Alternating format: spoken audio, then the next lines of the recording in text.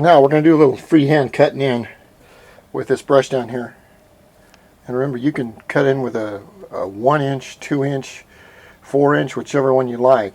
There are different, there's angle sash, which are slightly angled, and there is one that's a little bit more angled, and then there's a straight flat top, and different painters prefer different ones. But it's not so important what brush you use. I mean, you want to use a good one. This is pretty. This isn't top of the line. This is just a good latex brush. But what we want to do is technique. I have to switch hands here. Let's see if I can do this. Now, most painters that have time don't use a lot of tape because it takes time to put the tape on. It takes time to put it off.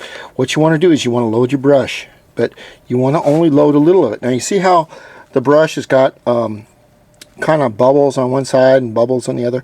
You don't want that. You want it, okay? Because what happens is those bubbles, what the bubbles will do, or bulges, is when you go to paint, the bulges will, they're higher, so they may go over on your deal here. Now, what we want to do here is you want to angle your brush, hold your breath, and keep your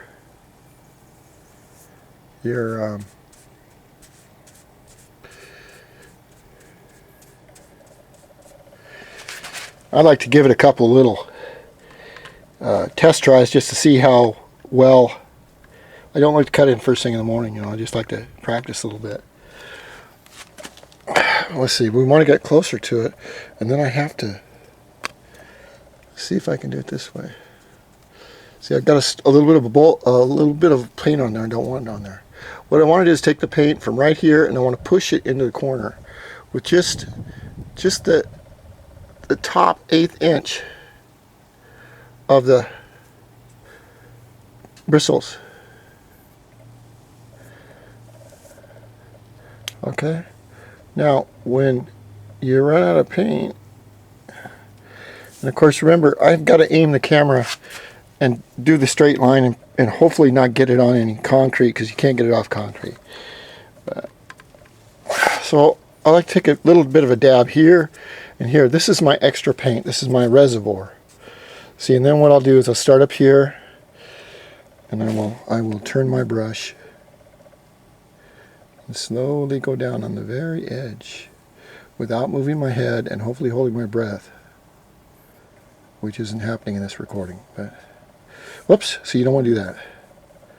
Now if you go a little bit over, what you can do, remember, don't use too much paint, but what you can do is you can go a little wider on the top and a little wider on the bottom, and it'll kind of smooth itself out. But I can't do this with, and you can see that looks pretty good right there. That's on one coat.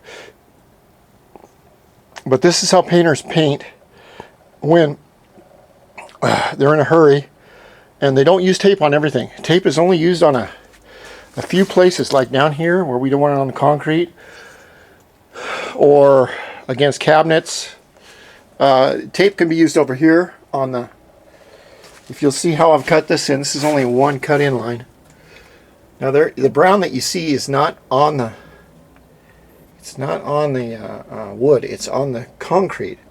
And so I kind of left it on there because, well, I can't bring pink all over everything, you know, after 4 or 5 paint jobs. You got to keep bringing it over. But you can see how I cut in.